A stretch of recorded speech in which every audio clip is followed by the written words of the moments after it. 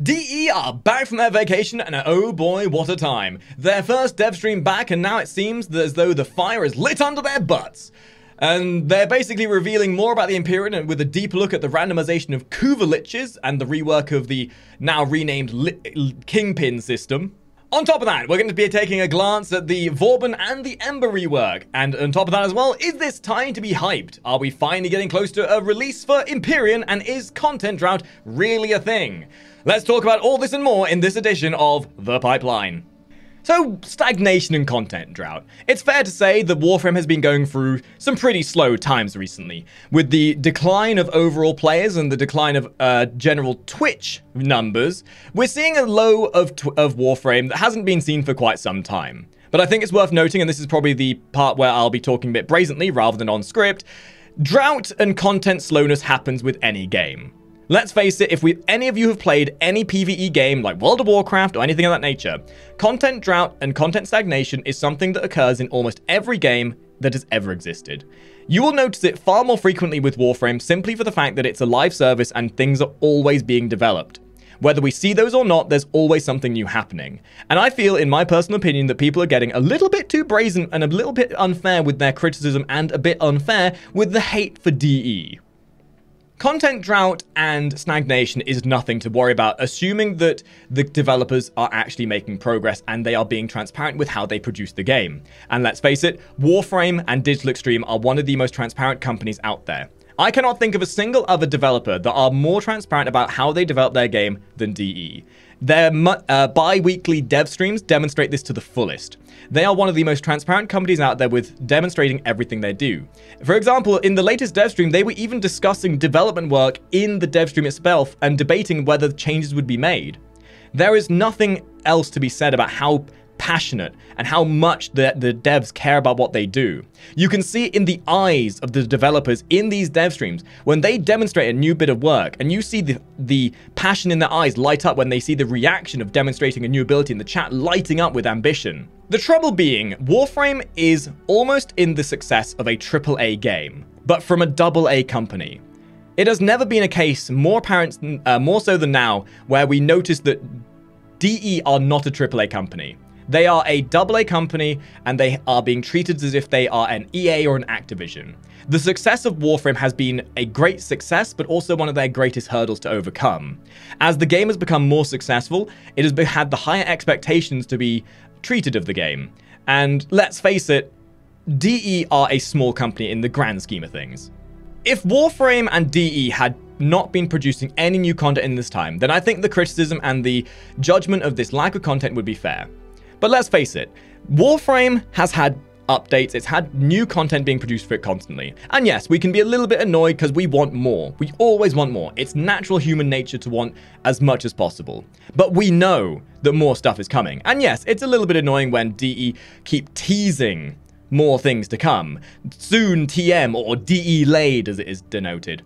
But let's give them time. Let's give them a fair chance to show what it is. Because, as is going to be shown later with the few other subjects we'll be covering, content drought is absolutely normal. If you feel as though that you are getting burnt out, then play another game. Warframe is free to play. It has infinite amounts of content depending on your imagination. And although, yes, there are periods where there's not much new stuff coming out, it's perfectly normal and should not be overblown into the end of the world. Like, these people who go around going, oh, the game's terrible, it's horrible and stuff, no, why are we not getting more content, why? This is unfair to the developers, and it shows bad on them, and it will make them feel rushed to produce content. Give them time and give them the space they need to produce the content they do. If they have to rush something because people are complaining, then it's likely that the content is going to suffer because of that. And if you really feel as though that there is not enough coming out, then play other games. Give them space. They have passion. As long as they have passion, so should you.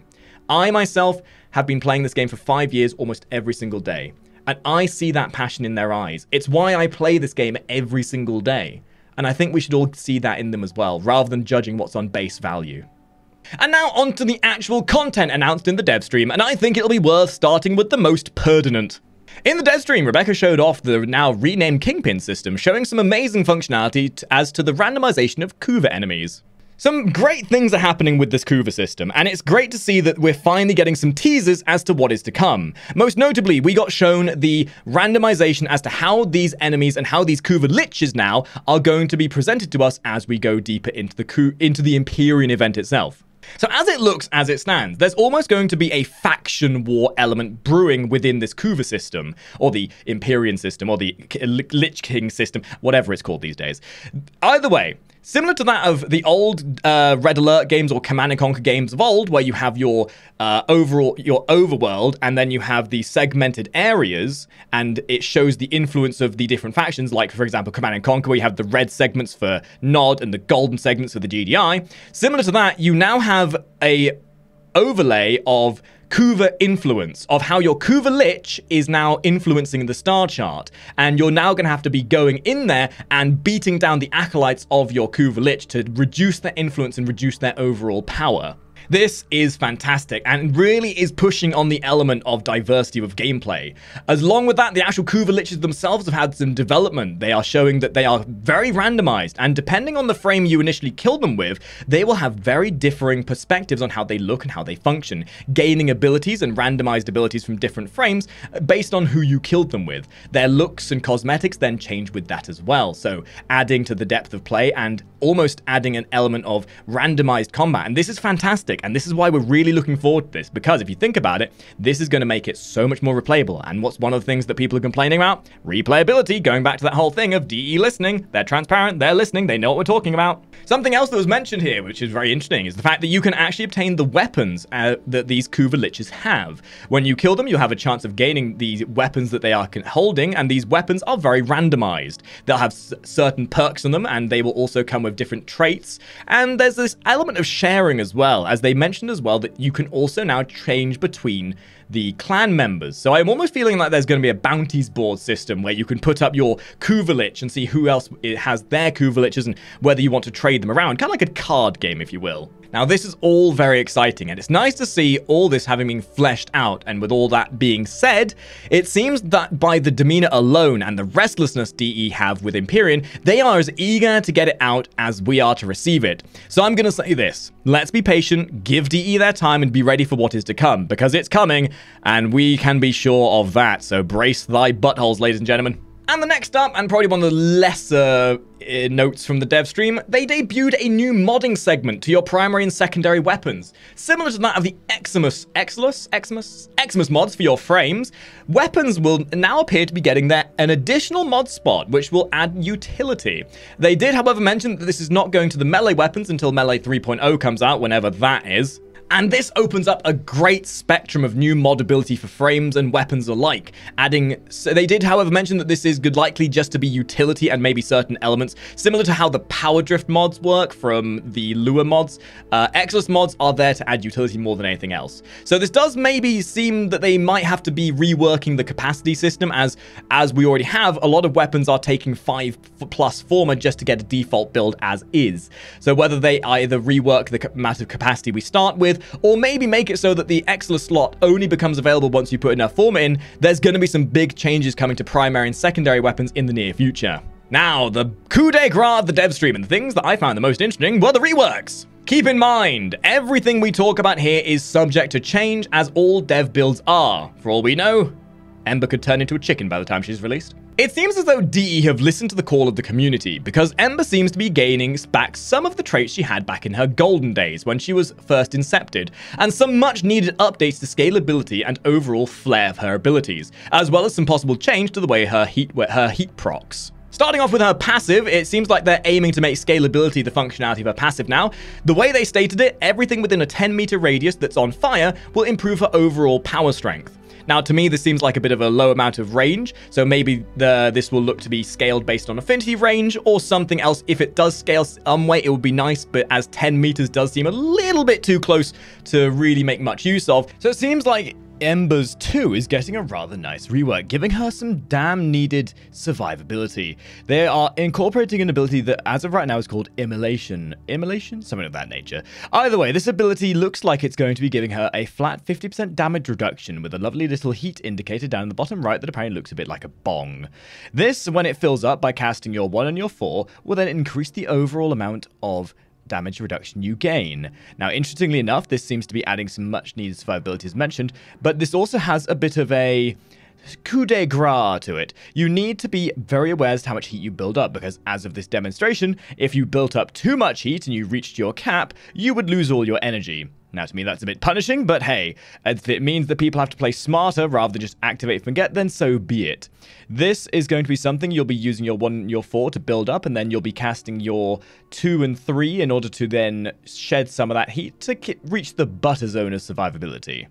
Additionally, leading into what this used to be with the way the previous version this would increase your cast speed, the higher the meter is, the more it will affect your other abilities. As it turns out, in its current iteration, it will likely affect your 1 and your 4, as well as your 3, making them cast faster and deal additional heat damage. Ember's 3 seems like it's been streamlined with a much smoother animation and a bit quicker flowing outward boundness of the growth of the fire, looking like that all of Ember's abilities are designed to synergize with her passive. And I'm loving this, as it's going to very much encourage some very sensible, or at least some very aggressive plays. And I feel like this is something we'll be seeing through all of her abilities, as they will be trying to synergize with that power strength whilst balancing your immolation stacks as well to maintain damage, survivability, and also to build your own damage through your passive. And finally, her World on Fire. Although thematically hasn't changed in the AoE capabilities it has, visually it has become something quite new, with huge meteors coming down from the heavens in a very visceral and visually pleasing ultimate, and causing enemies to be set on fire. And there is a slight change here with how the fire works. The fire will now be able to spread to enemies, as the enemies affected by World on Fire will have a sort of ring aura put around them, and any enemies that come in contact with this aura will then spread the fire. And remember how all the while this is happening, those enemies that are put on fire will up the power strength of Ember by her passive. So in short, some great work going into Ember, and I can definitely see her becoming a beast of a frame that she used to be. And then some, especially with how scalability now functions. So rather than being the frame that was lost to just the low levels blitzing through low-level missions, she now seems like she's actually going to have some punch to her again. Thank you, DE, thank you. It's safe to say Vauben has been one of the most underrated frames for a very long time, and it's nice to see him finally getting a rework that's more than just this superficial reskin. Looking at you, Nix.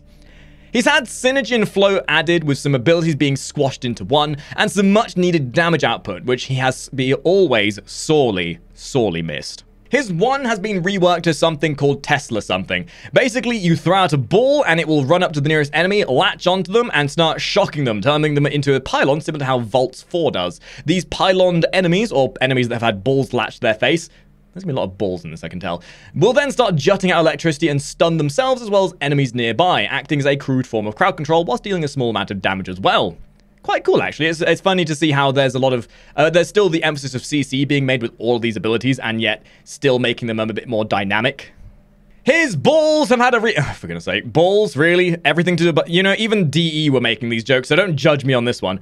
His balls have been reworked as well. The first of the balls to be reworked is now called a sticky rip line that pulls enemies in, similar to how Nidus' 2 does.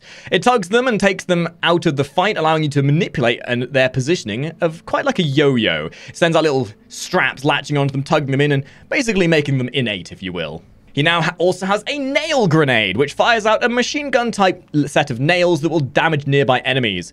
This is interesting as it looks like it does scale on range, and this can be used to then hold down a location, really adding a little bit of extra damage. And something we'll note later is this can then synergize well with his other abilities as well. As if it wasn't good enough, we now have a speed boost with one of the balls. Throwing down his speed boost ball will put a strip of arrows on the ground, similar to that of Mario Kart, and if you jump onto these, it will send you or enemies careening in the direction of those arrows. And this is where it can get quite fun, as this can set up some funky synergies with knocking enemies away, similar to how some people play defensively with Nova using her portals to teleport enemies away. So if you put a line of these, then go figure, no melee enemy is going to get close. Additionally, this can then be used to speed up your allies to make a bit of a move. It's a little bit more of a gimmick than a useful ability, but it's fun to see, and it's nice to see that it's nice to see DE are trying to be dynamic. They're trying to be adventurous. They're trying to do things that aren't just do A amount of damage and B amount of effect. It's something unique. It's something different. It's what we need to see. It's what we love to see. And it's why I have deep respect for DE for trying things that aren't just clinical. And the final ball has been turned into a buff. You will throw down a ball and it will latch itself to you, and then you will have an aura generated from you, allowing you to buff allies as well as yourself with a certain amount of damage or power strength that wasn't quite clear. This could also then be attached to allies to give them that same aura. So not only does Vauben now have crowd control, he has the utility of buffing and speed just from his 2 alone. Now, this is where things get a little bit strange, and probably out of the comfort level for most Vauben mains, all 5 of you. Vauben has damage. He calls down an orbital bombardment that deals a gigantic, and I mean gigantic, amount of damage to enemies in a small area. Now, this damage actually does have a radius, so you can stack it up with your other abilities by drawing them in with your balls or your other effects, and dealing humongous damage. They did mention that this would scale based on the level of the enemies, which is great because it means that the thematics of Vauben stay the same. Most Vaubens mod for range and duration to make the crowd control as effective as possible. So it's great to see that they are opening up the options to have power strength, but not making it mandatory. Because at the very least, you still have some scalability just by having it equipped. And then having power strength can then push it further if you choose to. And this is one of the things that we love about these reworks, is that especially now, these reworks open up different options rather than just having one cyclical playstyle. And it wouldn't be Vauben without Bastille, but Bastille has had some changes made. It has been squished and merged with the Vortex. Holding down your 4 will send out the Vortex as per the normal, but tapping your 4 will send out a Bastille. Now this is where it gets fun. If you have a Bastille up and then you hold your 4, all Bastilles will convert into a Vortex, sucking enemies in that are captured by the Bastille. This can then also be used in a similar way that you used before, but you can then synergize it with your orbital bombardment, or you can use it to have your balls up anytime, like the nail one or the Tesla grenade. This is phenomenal, and it really shows the depth of play that you're now able to get with a Vauben. Additionally, if the Bastille runs out of time, it will naturally cause a vortex sucking enemies in. So in short, lots of changes are coming. Got Empyrean that looks like it's pretty fleshed out. We've got new weapon changes coming. There's a lot happening, and I think it's worth keeping up to date with all of this. And I hope you guys are excited as I am. Now, obviously these videos are a bit less scripted than my guides, and it's more based on my opinion and awareness as to what the dev stream showed. But these videos are going to be done every time there's a dev stream to keep you lovely top hatters up to date with what's happening in the world of Warframe. And hopefully as the new content comes around the corner, we can all get hyped together for it. So I hope this video has been useful. If you have your own comments, I would love to open a forum discussion down in the comments down below. If you want to come and join us when we record these, we do watch the dev streams sometimes on stream, and we pretty much stream every single day as well. So there'll be a link to my Twitch down below as well. So come and join us. We happily have you join us with there. That's a sentence, I swear. So thank you for watching, guys, and I'll see all of you top hatters in the next video. Ta-ra!